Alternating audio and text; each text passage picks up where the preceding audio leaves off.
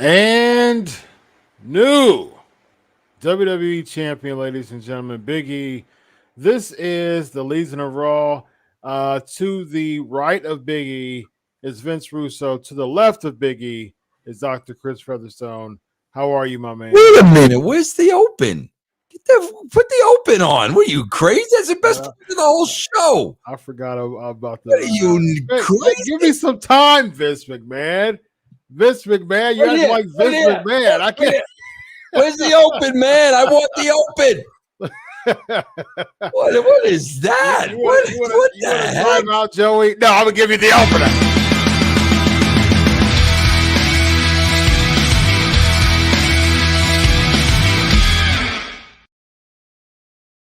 What time? Oh, okay. Very nice. Come on, man. Come on, doctor. You know what? One more time.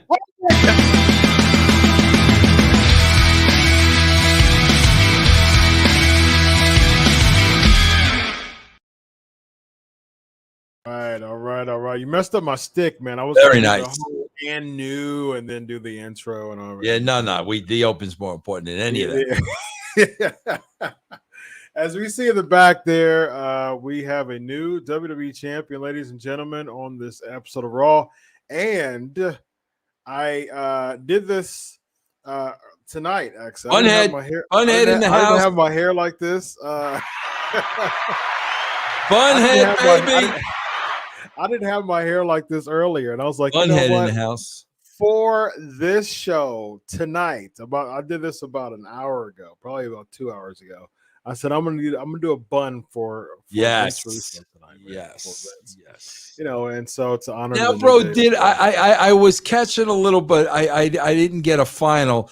Did all Buckeyes lose to the Oregon Ducks? Oh, why'd you gotta do that to me? They did, huh, bro? Yeah, man. We lost, man. We lost, man. What a buzzkill. You know what? Better. Let it open again. Let's get people back.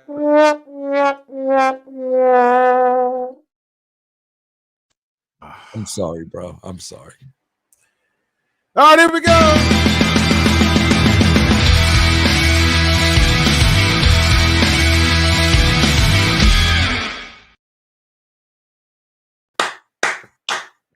Yes. All right. We are back. We're back at it, man. We're back at it. All right, ladies and gentlemen, new WWE champion, and his name is Big E. Okay, so hey, I'm a critic. We are Raw critics. Okay, so I am a huge Big E mark. I love Big E. He's one of my favorites in all of WWE. And all of professional wrestling, actually. I've been a Big E fan for a number of years now.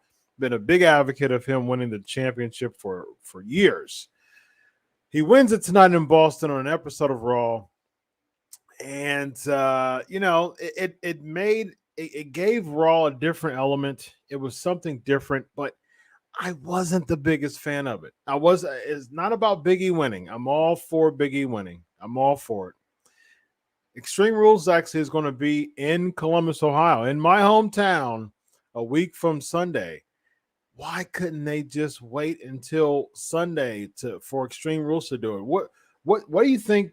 Why do you think they did something like this? Well, remember, bro, Vince did it a couple of weeks ago. The rumor was like he had somebody went over carrying across. I think it was Hardy. Yeah. Because Vince just wanted to throw that shock out there that anything can happen. I think this was of that flavor. Bro, listen, man, I'm a big fan of Lashley. I like both of these guys. Bro, they needed to shake something up. I mean, we got it. We gotta shake this up, bro. So at least we shook it up, man. Yeah, I agree. I agree with that, and I agree with the fact that there was a running theme for Big E to cash in the briefcase. I don't know. I'm a Big E fan, man. So I wish that it would have been a little bit bigger stage to me. So to win his first WWE championship, I wish the stage would have been a bit bigger. A pay-per-view, ideally. I get it. Miz won his first championship on a Raw. Ziggler won his first. No, actually, I think his first WWE championship he actually got handed it to him. I think it was when he was with Vicky Guerrero, but he won the championship on Raw. There was a few firsts as far as winning the first titles on a Raw or SmackDown. I think when Jack Swagger cashed in, I think that was on a SmackDown, if I'm not mistaken. So, this is a common theme for the Money in the Bank, but I don't know. I guess it's a personal preference for me. Big E, this is his first time. He really is a great story of someone who was just a mid-carder for so long trying to grab the brass ring, as Vince McMahon would say. He finally did, and he has this opportunity. And, I don't know. I guess this is my personal preference. For me, Raw isn't strong enough to really make this it could have been a bigger deal. It was a big deal in Boston. Boston went over. They marked out for it. I think it was cool to see. I smiled. I was a big fan of it. I love just the realness, the authenticity when Kofi came in and Xavier came in. I love that. That was great. I don't know. It's just a personal preference. I just wish that it was on a bigger stage to me. So. Well, bro, I got to tell you, we're always negative, and I'm going to be positive here because, bro, I've been saying this for years and years and years and years and years. The way we used to write this show, there was a beginning, a middle, an end, and you string that story throughout the entire show, okay? Yeah.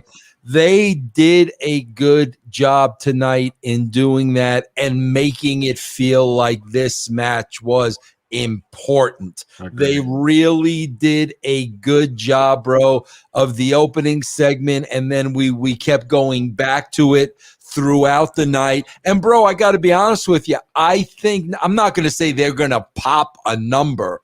I think they're going to do a better number than usual. Keep in mind, bro, Monday Night Football was on tonight. Mm-hmm. We've been talking about the debut. Bro. Yeah, we've been talking about that a long time, but true. The way they built that main event this week, they made it seem important. And a lot of times, Chris, with me, that's where the frustration comes in because, bro, it's not that hard to do. True. They did it this week. They need to do it every week, bro. Yeah. But they really did a good job in setting the table for that main event tonight. Mm-hmm. Yeah. I agree with that, and I'm glad that they did. One thing I did pop about was the fact that they changed the Orton and Lashley main event to Raw instead of Extreme Rules, because like I told you before, like I don't want to see that main event at Extreme Rules. I'll be there live, and I just don't want to. It was a good match, and we'll get to it. But that just doesn't excite me between Orton and Lashley. And so, we'll see where it goes. I think we'll get Goldberg and Lashley non-title now at Crown Jewel next month, and I prefer that because I was thinking in my head, like, if it was for the title, they're going to give it to Goldberg, and I'm a Goldberg guy, but Goldberg doesn't need the title. Yeah, and so I think Big E cashed. I said this before. Plenty of times during the shows in the past, Big E was going to cash in on Lashley. I thought that he was going to cash in on Lashley, and that's what he did. And so I can definitely see that when he did the tweet, when Big E did the tweet earlier, it seems like that was for the purpose of causing people to stay with the show because they are competing against Monday Night Football. And so it seemed like throughout the night that's continuing to keep people in, and I appreciate good job. That. Good job. They did a good job with that, bro. Like I say, listen, when something's good, I'll say it's good. When it's bad, I'll say it's bad. They did a good job with that. Yeah, I'll definitely agree with that. There's a lot of Raw that I didn't like, so it's back to normal when it comes to that. But like I said, I'm a Big E guy. It's a personal preference. I wish it was a bigger stage, but he's a WWE champion, and that's to me, I'm fine with that 100%. So, all right, so let's start off with the opening segment. We got Big E coming out. It was Big E, Orton, Riddle, Lashley, MVP. They all cut promos. Big E was in the middle. He kept saying he's going to cash it in tonight. And so that's really how it went. And so there wasn't really nothing going on with that. Do you have anything going on? Yeah, no, they set the stage nice, bro. And I put it, I put a good, this was a good setup. They made it feel important. We always talk about stakes, and they set that up nicely here, I think, in the first segment. Yeah. Yeah.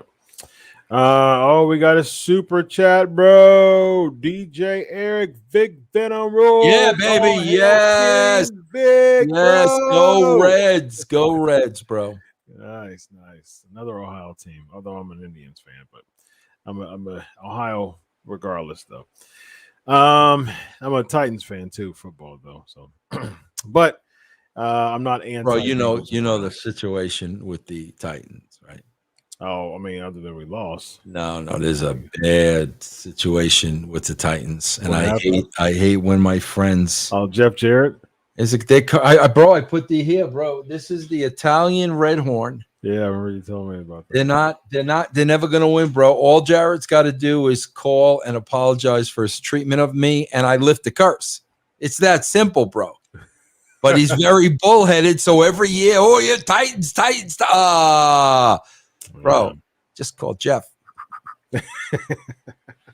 Yeah, that's my team, man. Yeah. I became a Titans fan because he was, of course, I'm Ohio State mark, and I became a Titans fan in 1996 when Eddie George got transferred from Ohio State. He was great, man. Yeah, Titans. Yes, he was great. Eddie George was great, man. Yeah. So this is my 25th year as a Titans fan. So wow. Yeah, man, big Titans guy. Next we have Charlotte Flair defeating Shayna Basler, and I mean this was kind of par for the course for me when it comes to Raw. It was the reversal of last week, bro. They did the same exact thing, bro. I swear to God, I just wish nobody should be allowed to stay ringside. I mean, come on, guys, you got to stop relying on that.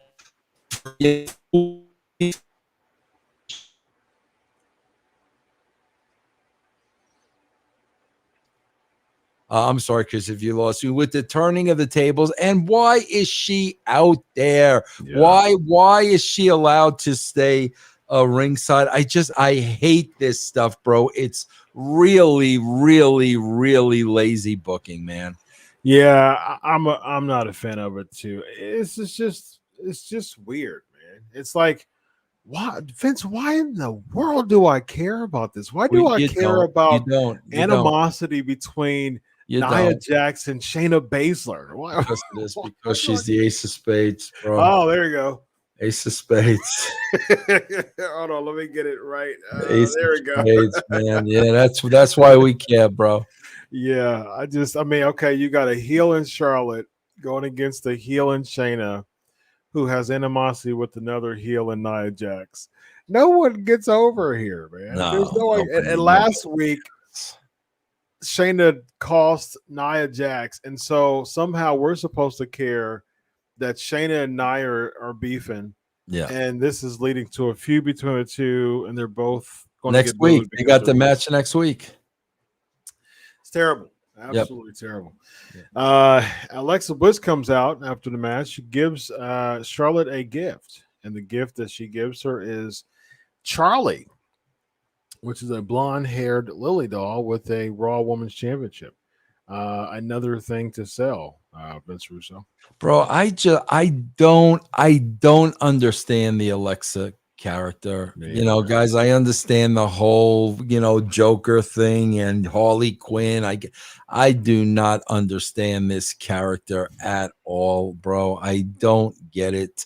And Alexa is now really, really over the top with it. Yeah. I don't get it, bro. And again, listen, I'm 60, Chris. I'm not supposed to get it.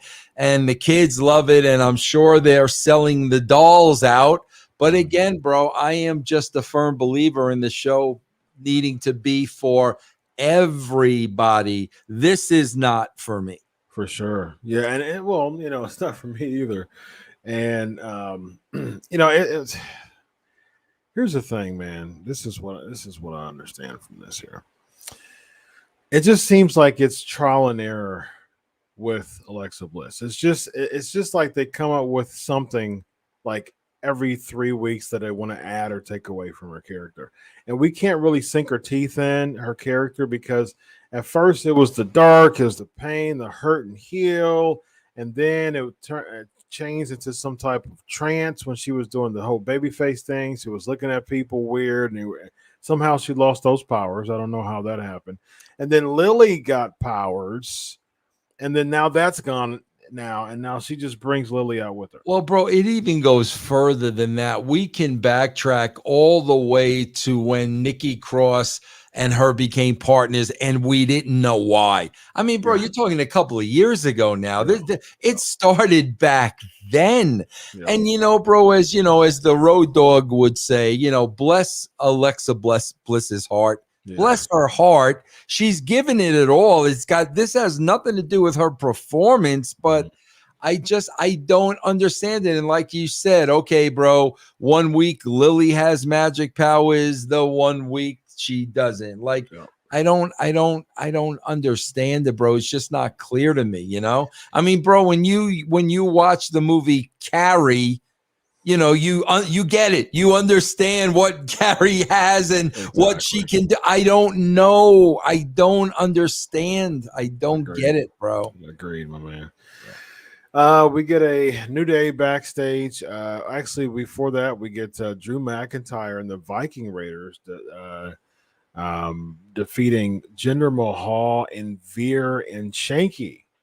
And Jinder Mahal is just, I mean, Vince, what are they doing with him? What about Drew, bro? I mean, come on. Look at where Drew was and look at this match. Like, come on. This is House Show City, bro.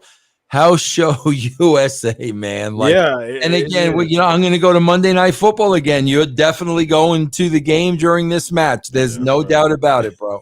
No doubt about it. Yeah, that's true.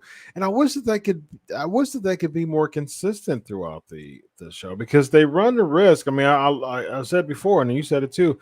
I like the fact that it was like the running theme throughout the night of Big E, you know, saying that he's going to cash it in. But I mean, like, there's a lot of Raw that was just normal Raw. Consistency. There's one thing that's going to give you consistency, and that's planning. If you don't plan for these shows and have them laid out and have a plan in place, you're never going to get the consistency, bro. You're just not. You're not going to get it. Yeah, and you said something before, when you were a writer, you would always make it count with every character. Yep. And it doesn't have that feel on Raw. And like, I'm looking at this 6-man match and I'm like, I mean, no disrespect to the Viking Raiders, but they haven't done really anything or been booked they haven't been booked in a way that makes me care about them. Right. And now they're aligning themselves with Drew McIntyre, who should be one of the biggest baby faces in the whole company. Yep. And this is what you do. This is how you relegate Drew McIntyre. And it's like, man, like this is pretty bad. And the problem is with Jinder, you also have a heel that that could be, you know, very interesting. I still am aligning with you with that idea of having him as a babyface. I think that would be pretty cool. Yeah, they're not going to do that with this guy, bro. No. What you see is what you get. Yeah. They're not going to do anything with Jinder, bro. They're just jobbing him out, man. Like he's like it's like they have a theme of like, grab a faction, make them semi-important in the beginning, and then job them out. You know, they did that with Retribution too, you know, and they did that with the Hurt Business too. Yeah. You're going in and out on me, my man.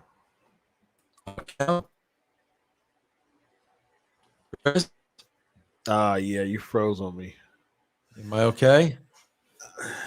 You're very blurry, but I can hear you again though. What were you talking about? I was talking about the jobbing out on factions. Yeah, I mean, they did the same thing with the Hurt Business. Yep, Hurt Business, Retribution, and now gender shanky, cranky, Yankee, and Spanky. You know what I mean? So our gang, bro. yeah, man, our gang, Alfalfa, bro. Alfalfa, where's Alfalfa, baby? Where's Alfalfa when you need him, man? Yeah, and it's just you're getting a fax and just job them out. We're starting to see this every few months, and so we'll see where that goes. But again, what is this doing? Is this building equity for Drew McIntyre? Like, none of these people are bumping Drew McIntyre up. The whole idea is you keep up. That's the whole idea. Yeah. Keep that stock up. Bro, that's a good writer. I don't mean to I don't mean to pat myself on the back, but I always get it. Oh yeah, well, Vince, you had such a great roster. Exactly. You know how difficult that is, bro, to keep guys like that over. Oh, you know how hard that is? Because, bro, you can't let them slip down. Yeah. You got to keep. How do we get Austin to the next step, Mick to the next step, to the next step? That is so difficult when you've got great talent. That is so hard, bro. Every one of these guys, look where Jinder was on the card. Look where Drew McIntyre was on the card. Every one of these guys, bro, are at lower levels. I mean, obviously Big E won the title, so let's say 95% of these guys are at lower levels than when they started. That's true. Yeah. Next we get the New Day backstage segment, again, just kind of going into the night of Big E cashing in. We get a 24/7 segment. Just another something else that just it's, again, inconsistency.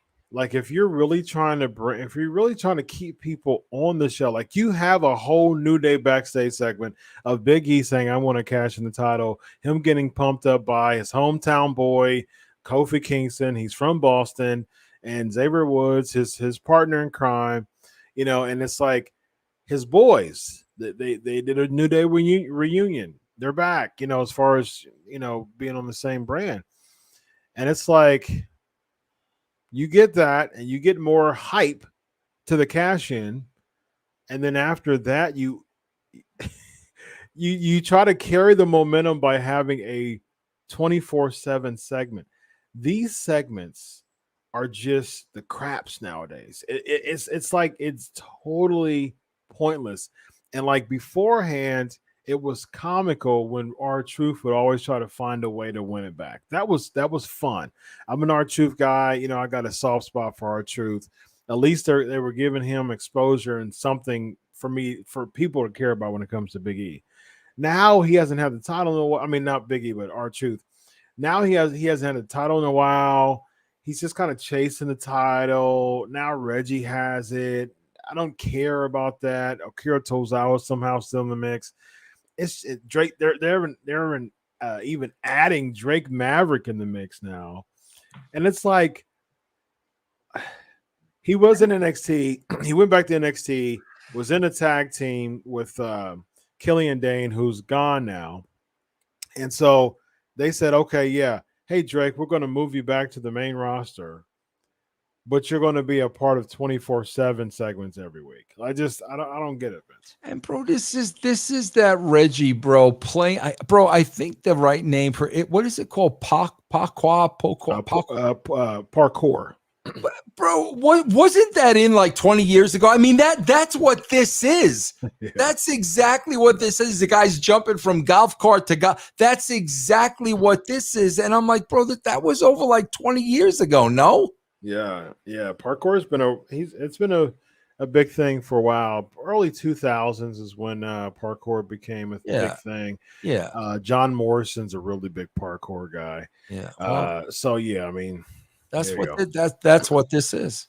Yeah, it's I don't care. That's the point. I don't. Who cares about these? Don't you kid? Didn't you see what the last message was, bro? What was the last message? Squeaky Cedric was in this, bro. Don't you even care a little now that he was in it? Yeah. No, I don't. He didn't talk, so I do care about that. So, but I mean, wow. I mean, you Kitty, go from the hurt. it's the kitty. It's a kitty scene, bro. It's just a kitty scene. You go from the hurt business at the beginning of the year. Yeah. To That's being what a I'm part saying. of 24/7 Exactly. segment. That's exactly what I'm saying, bro. Oh, it's terrible, man. Yeah. Next we get Damien Priest defeating Jeff Hardy. Damien Priest. Okay. Vince. You just help me understand Vince McMahon's mind here, Vince. Okay. Somehow, this match is built around Damien Priest growing up as a Jeff Hardy mark. Okay, so he has interviews about it. He gets just totally like enamored, like a fanboy, when Jeff Hardy comes out. He's clapping, he's smiling, and it's like, why is that an element of the match? Is that for the purpose of making it like something like that's exactly it, Chris. Okay. Yeah, that's exactly it. They're looking for anything. I mean, any element that we could throw in there and could be a little bit different. That's exactly what they're looking for. Yes, exactly. And then, again, bro, we got Sheamus on color here, so we got somebody on the outside. What I didn't get, bro, here is, obviously they're going to keep the belt on Priest at Extreme Rules. Mm-hmm. Why would you allow the guy to get his heat back at the end of the match? Yeah. Sheamus lays him out, and then we go off with Damien Priest, the baby face on top. Yeah. Why are they having heels chase? I don't understand why that just makes no sense. He should have got big time heat on Damien Priest, left him lay, maybe even leave with his title. Yeah. But no, Priest had to come back on the end. The baby face is up. I don't understand, bro. Me either, man. I don't get it either. And again, this is another match at Extreme Rules that I just don't care about. And this is what's weird to me. There's no match with stipulations to it. That's and Extreme Rules is a week from Sunday. Like, what is so extreme about Extreme Rules, right? There's nothing. There's no stipulations. It's not a parkour match. Okay, there you go. There's a parkour. Wow, match. bro, I didn't even realize that. That's a great point, Dr. Chris. Like, so what are the Extreme Rules? What's so extreme about Extreme Rules? I mean, like, it's just Raw style regular matches. We're not even hanging anybody on a pole, for crying out loud. Oh, parkour and a pole match, man. Yeah, there you go. Nice. Hey, I like that. All right, let me give you applause for that. I got to give you applause for that, Chris. Thank you, man. Thank you. Parkour on a pole match. Yeah, this doesn't make sense. Again, I'll be there and I'm like, okay, what? I'm looking for stipulations. I'm looking for a steel cage. I'm looking for a. It is I'm nothing, looking for man. And it's this Sunday. It's this Sunday. A week from Sunday. Okay. Wow. Yeah. Maybe something will change. Let's hope. There's only one more Raw. They're going to have to start stacking the stipulations next week because there's only one more Raw before it. Yeah. And so I mean, I'm looking for a Texas Death match. I'm looking for a steel cage match. The triple cage. Give me what was your idea? I think the triple cage was a really interesting concept in WCW. Yeah, no, the idea was, bro, they used it for what was the name of that movie again? Ready to Rumble. Ready to Rumble, bro. They paid a crap load of money for it, and it was sitting in the warehouse. And I'm like, bro, like what? We gotta break that bad boy out, bro. We gotta use that, and we did. And I thought, I thought it was really, really effective. Yeah, I mean, we would have never done it had we not had the cage. But yeah, bro, they built that for that movie, and they put a lot of money into it, and it was just sitting in the warehouse. I'm like, man, we got to utilize that thing.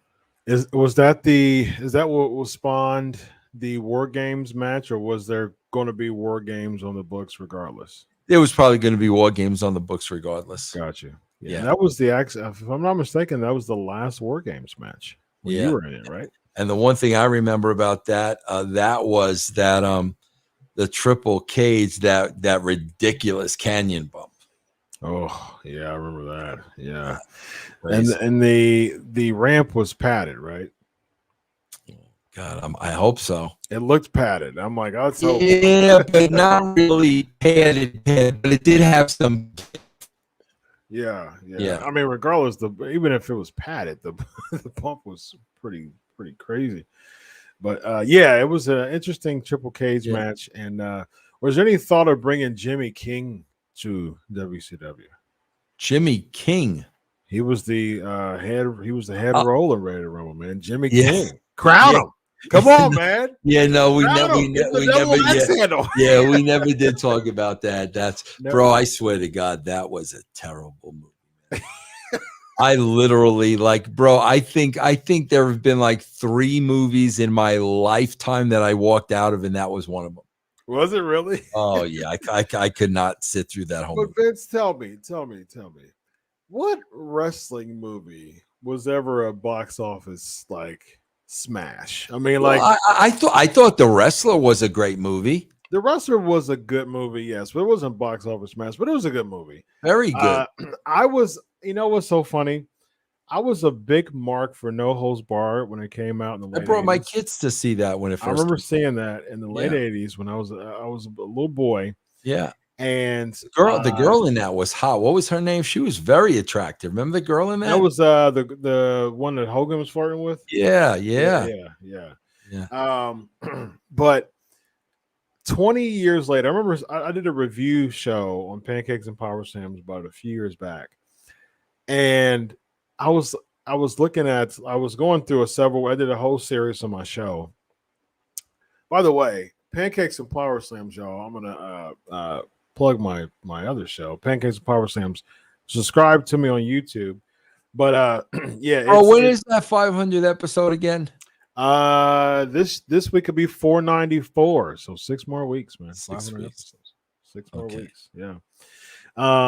So yeah, just I did a series a few years ago of recalling or reviewing old wrestling movies, and I No Holds Barred was one of them. I was like, man, you know what? Some things are better when you were a kid. And I was just looking at it. I was like, oh. Bro, there were a couple of ones that were not bad. I'll tell you which ones I remember. And you're not going to remember any of these. Body Slam. No, bro. There was one where Peter Falk, Columbo, I remember managed a tag team, a female tag team, 2 beautiful blondes. Okay. I don't remember the name of it. There was also a very good one with Henry Winkler. You know what I'm talking about? I don't. You got to look those up, bro. There were like in the 80s, back in the 80s, there were some that were entertaining. I remember the Peter Falk one. Maybe somebody watching this will remember. And Henry Fonda was kind of doing like a Gorgeous George type of gimmick. Okay. It was pretty funny. If anybody remembers, throw those names up. Yeah. Throw them out there so I can watch them. But I really did enjoy The Wrestler because of that was true. Like that was real to life. And I didn't really like it at first because it was dark. Mm-hmm. And it really shone a very dim light on the business. But at the end of the day, that's the business, bro. Ran the Ram. Yeah. I like the fact that WWE they made an angle out of it, and they brought in Steamboat and Jericho was the heel out of all of it, and so it was it was pretty cool. So next we have post match like we were talking about. Priest gets the upper hand, so we have a Rhea Ripley, Nikki ASH scuffle with Natalya and Tamina, and so somehow Sonya Deville, she's always around somehow at the right time, and so she turns this into a match between somehow it was supposed to be 101, but because you guys are scuffling, we're going to get a match between Nikki AHS. She literally said that. She didn't say S. Nikki AHS, and she was like, it was one of those things. Like I'm picking up those psychological cues Right. And she was like, "Oh man, I'm muffed up now." Yeah. Like, and then, Right. and it's like, versus Tamina tonight. It was one of those other tonights. Another That's one of her first tonight. things. Like Yeah. tonight, and I'm thinking like this. I'm thinking about this, and I'm like, just like last week. I'm like, okay, wait, are people literally popping for this? Like, no one's popping for your tonights. Like, no one. That's That what I doesn't said, make. bro. Tonight it used to be huge. Yeah, And never was used every week. That's the no. thing, man. You're overusing it for stuff that just is not It just don't important. matter, man. It just don't matter. Like like you can't even put tonight over Vince. Like you can't even make that a gimmick itself. So that is another gimmick for Vince and I. It's tonight. So Tonight, baby. yeah, and then so somehow that leads into the Randy Orton, Riddle, Big E backstage segments. Another continuous one, which I was cool with. Nikki ASH defeats Tamina. This was the most weirdest part of the entire show. This ends up with the DDT from Nikki ASH to Tamina. The ref counts to 2. Tamina does the shoulder lift, to stop the count. The referee still counts to 3, rings the bell. Tamina's music plays, and the announcer announces Tamina as the winner. And then within seconds, they're like, "Oh, wait a minute, hold on, scratch that." And it was no music, and then somehow they're trying to scuffle through the nonsense. This leads into the other match, which Rhea Ripley wins. This was just a cluster mess, to say the least. Well, I gotta say something about this other match, bro. Bro, I always hear, you always hear about what a great worker Natalia is. She's this great worker. Bro, I wish I could wrestle Natalia, and I'll tell you why. Bro, what's the gimmick where she does the full circle punch? The discus clothesline. Bro, it takes her literally, I had my watch, it takes her 45 minutes to complete one circle where even like 60-year-old Vince Russo would have nailed her in the side of the head before she completed. Oh my God, bro, stop with this. It takes this girl 40 minutes to do the complete. What? Stop. That does not look good to anybody, bro. And one time somebody needs to clock her in the side of the head before she makes the full circle. Oh gosh, please. Come on, man. Yeah. Terrible. I agree that discus clothesline is a bit off. And it is slow because like there's a few discus moves that I like. Like I was a big fan of the roaring elbow from former ECW champion. Used to always feud with Mike Awesome. Masato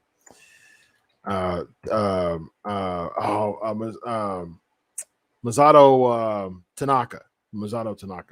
And so he used to have this roaring elbow, and it was pretty cool.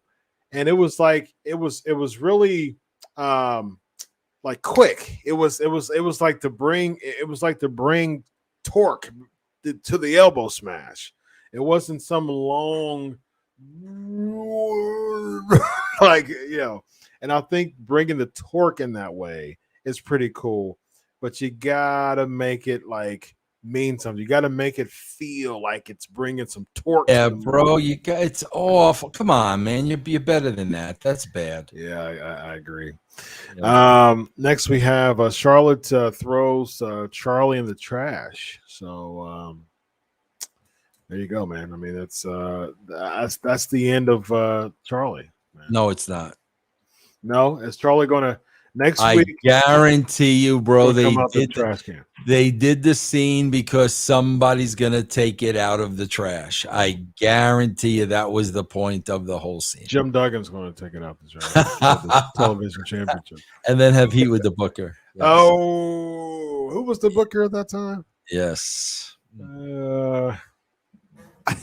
This guy. Well, we did have this barn burner after this, though. We had this barn burner, bro. Huh? We had we had the 8-man tag. Another guy. The theme of everything we've been talking about, bro. Look at freaking AJ Styles in this match, bro. I mean, come on, man. I got to get Lance Russell on this one. Oh, we had an 8-man tag. Mace T-Bar, Omos, and AJ Styles against New Day, Ali, and Mansoor. It was a barn burner here. Oh my gosh, bro. Gordon Soley. AJ Styles with the belly in the back suplex. Bro, think about that seriously. Between this match and the Vikings, and bro, you paid 14 guys for what? What did those two matches cost you? Like 14 guys got paid, and like for that? Yeah. I mean, and it goes back to the whole 50-50 feel. Like, you just had a whole week last week of the New Day plowing through person after person after person after team after team. And the next week they're just afterthoughts when it comes to some 8-man. How are you supposed to build characters when you had them gain some momentum and then the next week? I don't know, bro. I don't know. Don't understand it, man. Again, WWE does a terrible job with properly building stars when everybody feels 50-50. And that's the reason why, to me, again, I'm a huge Big E guy. I'm super happy he won the title. But it's like, man, I wish that the momentum was better within Raw. Like the setting, the tone was just kind of not conducive for this to me. It was just, it was, regardless of Big E winning, which was great, it was still outside of that, it was still a bad Raw. Bro, listen, Chris, we've lowered the bar so low that I'm saying the fact that they promoted this show throughout was good. Like that's what I could say was good. This bar is so lowered, bro. And again, Chris, you're never going to get any of that without planning. It's not gonna happen. Agreed, man. You have to make it seem like you care. Like if you don't care, why should we care? Yeah, right. Exactly. As viewers, bro. Why should we care? Yeah, exactly. I mean, come on, Chris. If you're watching any sporting event and your team looks like they're phoning it in, are you going to sit there and watch your team? No. And when they're phoning it in. No, bro. You're gonna say, even if they're your team, you're gonna say, screw you. I'm not going to sit here and watch you phone it in, and you're going to go watch something else. 100%. Absolutely. Next we get backstage segment with Bobby Lashley, MVP, and Big E's creeping around again, which was they keep it going. They keep it going, and that every one of these is okay. I'm giving it a thumbs up. Absolutely, I agree. And so this part I wasn't a fan of. I wasn't a fan that the fact that they did our girl dirty, man. It's like we couldn't even get a proper build from this. Like we couldn't even this has been going on for months and months and months and months as far as Big E, as far as Doudrop playing second fiddle, looking like crap, and looking and being treated like garbage to Eva Marie. This really could have been set up to something really, really. Yeah, Chris, because the fact of the matter is she wasn't treated like garbage. There was no bullying. They didn't go to any extreme. That's what they needed to do. Yeah. They really, really, really needed us to hate Eva Marie and feel sorry for this Doudrop. They didn't do any of that. So now Doudrop is beating Eva Marie and nobody cares, bro. Nobody cares. This was built. This whole thing was built so horribly, and now you get to this and you expect people to care? Yeah, exactly. So with that being said, Eva Marie, we're going to show you some love.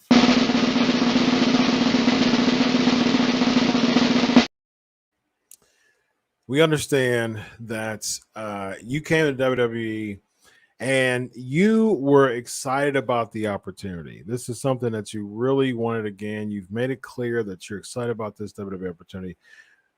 Vince Russo and I would like to apologize to you, Eva Marie, for the very fact that it could have been better. They could have built you up a lot better than what they are now. You had something going. There was some intrigue. And all of this led to a loss on an episode of Raw. What a big letdown.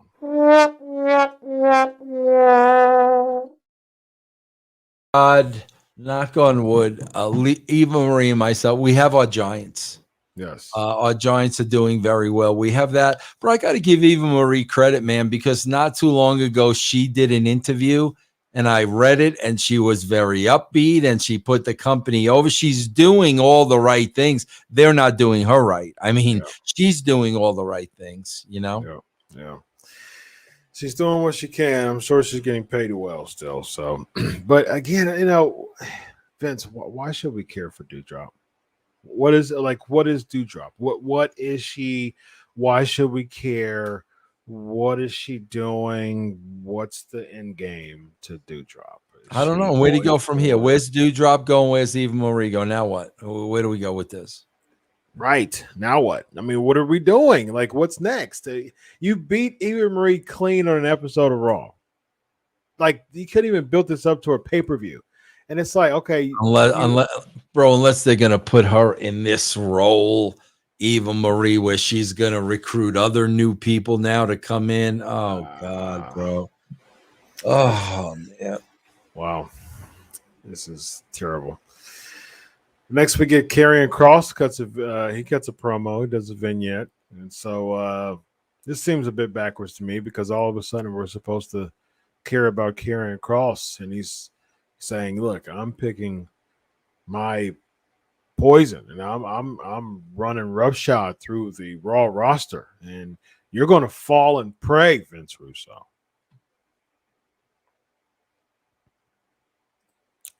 Okay, it's TO time. Time out, Joey. Time out, Joey.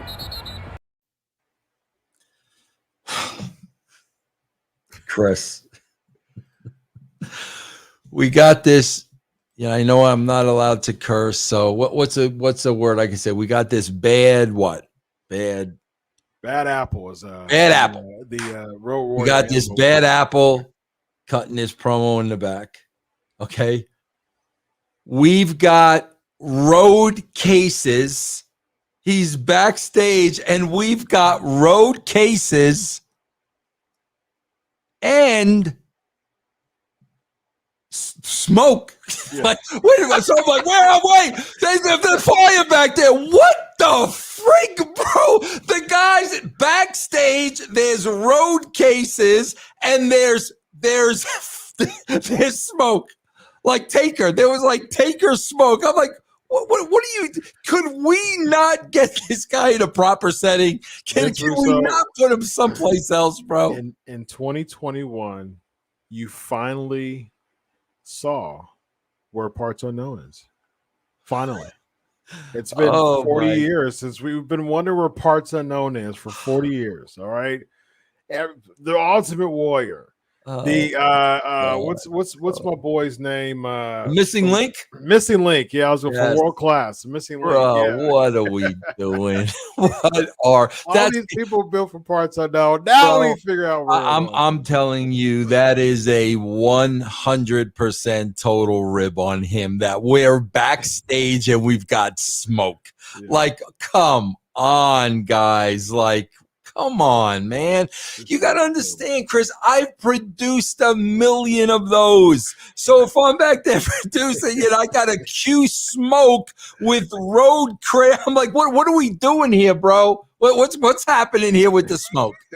Like, come on, man. It's a rib, bro. It's a rib. It's ridiculous. Is this like a cost-cutting measure or something like that? Because of everything, like out of all the options, WWE's a multi-million-dollar company, Vince. Out of all the options to make Karrion Kross over as a character, you choose some crates, a few storage things. Like, what a terrible background. Bro, terrible, man. It was bad, man. His character definitely doesn't make me fear him from the crates in the background. Bobby Lashley defeats Randy Orton. Lashley attacks Riddle. And Orton post-match. And you know what? I liked this because Lashley's a really good actor. You know, I listened to his interview with Austin on Austin. He's very smart, Lashley, bro. He's a very smart dude, bro. I've watched that's one of my favorite podcasts to watch is the Broken Skull Sessions. I've seen all of them. And Lashley was one of my favorite ones. I really like him, and and I appreciate his spot. It makes me appreciate just where he's came from even more, and the fact that he really appreciates where he is. And he sold the heck out of that knee. I loved every single bit. But I got that I had a problem with, bro. See, the thing is, I think it protected him as a character because here's my problem. Vince. You shouldn't have done the 3 RKOs. That was irrelevant. You didn't need to do that to bump up Randy. Like we're talking Randy Orton here, Vince. Like he could retire tomorrow and be in the Hall of Fame next year. So you didn't need to build up Randy Orton's character. Randy Orton alone, his namesake, is someone. This whole point should be to put to make Big E look more stronger, to make Lashley more stronger, to eventually put that heat on Big E. He's supposed to be very intimidating and dominating, and the only way that you can beat me is if my knee is tweaked. I can appreciate that, honestly. But you don't. But see, Chris, here's the problem I have. He already just went through a war with Orton. Mm-hmm. That's the excuse right there. That's the whole idea behind Money in the Bank, because he already went through hell and back with Orton. Yeah. Okay. Now, bro, when he tweaks it's his knee, you protect him, but now you're taking away from Big E. Yeah. Because now you're saying, "Oh my God, bro! The only reason Big E beat Lashley is because Lashley just had a match with Orton, and he hurt his knee." Oh, it took that much for Big E. See, that's why I did not like it, bro. He had the excuse with the war with Orton. That was the excuse, bro. Him and Big E are so evenly paired that the fact that he had a 15-minute match is enough to give Big E the edge. To do both of those things, I think it took away from Big E's victory, bro. I can see that. Again, it's like I think it would have been okay to me because WWE to me has failed in making Bobby Lashley look like undefeatable. Like that's where I think they should have done. The RKOs was trash to me, and to me, I think it's still like if he tweaked his knee. Because he came in and started beating up on Randy Orton and Riddle. It's like, okay, because I can understand WWE's logic. I'm going to lose the match, and I'm going to I'm coming out just like menacing again. I'm going to beat up Riddle and Randy Orton. And when I'm doing a spine buster, my twisted. But bro, see, that's the flaw in the writing right there, Chris, because now Lashley is an idiot. because Big E made it clear, I'm cashing in the suitcase. So as soon as Lashley got the win in the real world, he's waiting. He's waiting for Big E. Here's the picture they tried to paint that didn't work for me. Oh, bro, Lashley's anger got away from him. You know, he wasn't thinking clearly, and he blew up, and he went after Orton and went after Riddle. No, bro. Big E told us a million times, I'm cashing in, I'm cashing in, I'm cashing in. You got the 1, 2, 3. Now you're facing the entrance. The fact that you went after Riddle and went after Orton. No, bro, wasn't your temper. Now you're an idiot. Now you're an imbecile because the guy told you 18 times, I am cashing in the case. So that's the flaw in the story right there, bro. Yeah, I can understand that. Yeah, I get it. I get it. It just seems like the WWE logic is they're trying to add layers to protect Lashley. But again, my thing is, if that's the case, the 3 RKOs should have not happened. You know, didn't need to happen. You said, and I don't disagree with that at all, bro. At all. And so, and this is another thing I was thinking of. I was thinking in my head. Okay, so you know that he was going to cash in the Money in the Bank, right? Why don't you just give him a low blow and just lose by DQ? Like you don't lose your title. Like if you just cut, if you just bail out, like you know what I mean. Like you just absolutely, he has the opportunity. Like he's cashing in his title. There's no stipulation. It's like it's not no count out or no DQ. Just give him a low blow. That is the most ridiculous freaking rule ever in the annals of professional wrestling, and to this day they have not changed that. Bro, I was working a little indie group here in Colorado. That was the first thing I did. Bro, you lose the title if you get counted out or disqualified, because everybody would do that every single time, especially if you're a heel. A heel would do that every single time, bro. Like with that rule still being in place, terrible, bro. I mean, come on, guys, seriously. I mean, come on, but you know, Chris, we see rules changed in professional sports all the time. Have you ever seen a rule change in wrestling ever? Well, when Watts came in WCW, you couldn't get off that third rope. Yeah, that's right. You couldn't do that third rope, ladies and gentlemen, or you're out of there. I had to ask my good friend Rudy Charles. Okay, I swear to God, bro, because so many times you see the guy go up to the top rope, and the ref is counting. So I had to finally ask Rudy. I mean, I said, Rudy, I've been watching wrestling for 40 years. Why does the ref count when and you know what Rudy told me? What did he say? Bro, it's illegal to come off the top rope. So I said to Rudy, okay, bro, so you're counting. The guy comes off the top rope anyway. Then why aren't you disqualifying him? Right. Like it's your count. Oh no, that's illegal. You got till 3 to come down. 1, 2. He hits the move. He never gets disqualified. I guess it's like the 5-second rule with double teaming. You know what I mean? Like when someone comes in, you get the 5-second rule. Like whoever gets like disqualified from the 1, 2, 3, 4. Come on, let's break it up. Like every time when it's 5, like the referee comes in, he doesn't count the 5. They're still doing it. Like he wants to just keep counting. Come that's on, what let's I'm break saying, it up. bro. That's the first thing I would look at if I was, you know, backing with a wrestling company. Bro, we need to look at these rules in 2021. They don't work, man. And all you have to do, bro, is okay, bro. Let's put our rules next to UFC. Okay, let you know UFC. You know, could the champion leave the cage and still be the champion, bro?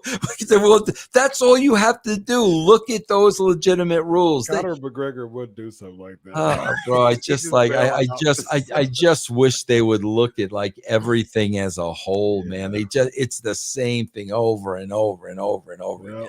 Yep. Well, Vince, what do you think next? What do you think is next for Big E, man? He's a new WWE champion. Well, I'm assuming the rematch will be at Extreme Rules, right? I imagine the rematch will be Extreme Rules. Do you take it off of Big E at that time and set up for Bro, Lashley and Goldberg? you'll freaking kill him. I mean, they're gonna have to figure out a way. Somebody whoever. Well, that's what they're gonna do, bro. Right there. Goldberg's gonna screw Lashley. Okay, that's exactly what's going to happen, and that will get them into Saudi. Big E still has the title because Big E can't beat Lashley again. Right. You beat Big E, he's dead. What a waste of time. Yeah, Goldberg's going to come down. That's where he's going to get his revenge. It's going to cause him to lose, and then they'll go to Saudi. He'll spear Lashley. Yeah. Then that'll set up for the finish, and then they'll set up for Lashley. But the thing is, like, Saudi's all about booking the baby faces over, though. Yeah. So that means that we're going to see Lashley lose again at Saudi? Unless they look at Saudi differently. I mean, I don't know how many people watch those shows. It's typically the Saudi crowd. They cater to them by having the babies win. Typically, yeah. But I'm talking about how many people actually watch the Saudi show. That's what I'm asking. Yeah, I don't know about the ratings. I did before. I used to write on it, but I don't remember them off the top. But they're not catering to the United States crowd, though. They're not catering to the United States audience. Yeah. So they really don't care about Mansoor wins every match that he's in because he's Saudi. So, bro, is it true? Somebody, I was on Twitch tonight during the show, and somebody like buzzed real quick that the Rampage did like 667,000 people. Oh yeah, Rampage has been under 700. What's that about? I mean, the buzz is tanked. I mean, they lost about 400,000 viewers from Punk's first week. From Punk's debut to the following week, they lost about. This is the Booker of the Year, bro. I got to tell you what I did like. I only watch Raw, bro. I only do this with you, but I was on my YouTube the other day, and they had the like it was a 7-minute clip. It was Roman's promo and then Lesnar coming out. First of all, bro, freaking Brock Lesnar looks like a freaking animal. Oh my God, bro, with the cut off flannel and the, oh my God, he looks like an animal. Now I enjoyed that. I thought that was very, bro. I can't. I'm sorry, bro, but when you have these serious scenes, and to me, like when you've got, Heyman goes into animated character, it just freaking deflates the scene for me. Like I can't. It's so out of place. You know what I mean? Gotcha. But gosh, bro, I was really, really, really impressed with Lesnar. I love the fact they don't have Reigns cower. That's typical WWE. He's cowering and he's powdering, nothing like that. Which they need to do. I'm glad today too. I'm glad Reigns stayed there. Yeah, man. Yeah. He's got to. The second he cowers, he's done. Yeah, and they got to keep Roman strong. Yeah. Punk's debut, they did 1.129, and the week later, they lost 407,000 viewers. Bro, went to 722. I swear to God, Chris, that used to be the thing that really used to annoy me when I was in the business. Was like I would watch these athletes, and I know, bro, not anybody can do that. Mm-hmm. You need to be special to be a professional wrestler and go through what they go through on the road. The body's getting beat up, the head trauma, the away from the families. I could go on and on and on. I know it takes a special breed. But the thing that used to really, really piss me off was, but anybody can write a wrestling show. Oh no, anybody can write. Really, bro? Then explain to me how we went from 1.1 to 700,000 in a matter of weeks. If in a matter of 1 week, like 1 week, they lost 400,000 viewers. Yeah, if anyone can do this, bro, and it's so easy, it's not, bro. If you're a writer and you're doing a good job, it is not easy. True. Trust me, it is not easy. Yeah. If you're writing this show in 15 minutes to a half hour, something drastically is wrong here. Yeah, so from the past 3 weeks, they've lost over 450, nearly 460. Should never happen, bro. That should never ever happen. In just 3 weeks' time. In just 1 week, they lost 400,000, over 400,000. And it's like, okay, wow. I mean, they were still, like announcing these things and stuff like that. And even and the crazy part is, even with Punk and Bryan after so 670 was last week. And that was after their Labor Day All Out. And so even with Adam Cole and Daniel Bryan, they still dropped 26,000 from the pre the go home show to the pay-per-view. Chris, I got to tell you, the hardest thing in wrestling is to get the fans back. And let me tell you something real quick, bro. I'm going to tell you, because I've said this all along, bro, they've lost the casual fans. They ain't going to get them back. Chris, I'll never forget my first 3 months when Ed and I went to WCW, and we put our plan into effect. And in those 3 months, we started getting the numbers up. Okay. Mm-hmm. Then they hit me with the, we're going in a different direction. And I said, good, you go in your direction. I'm going home. In those next 3 months, the numbers went right back down for what me and Ed had built. When they called me back, bro, Chris, I'm telling you, like, I knew we're not going to get those people back, bro. We had them. We were building for 3 months. Yeah. In the last 3 months, you went in the total opposite direction. We're not going to get those people back. I knew it. That's where wrestling is, bro. They've created a very niche audience, and that's what they've got. Bro, to get back those casual fans, it's not going to be a CM Punk. It's not going to be a Daniel Bryan. It's got to be, bro, the only thing that brings those fan backs is a good, consistent show week after week after week. That's the only thing, and that's not happening, bro. Yeah, agreed. It's just, and like we've talked about this before, you and I, just simply popping reactions isn't going to do it, and popping ratings isn't going to do it. I mean, because if your product the next week isn't consistent, or the product, so essentially this is what happened on August the 20th. People were excited to see CM Punk, right?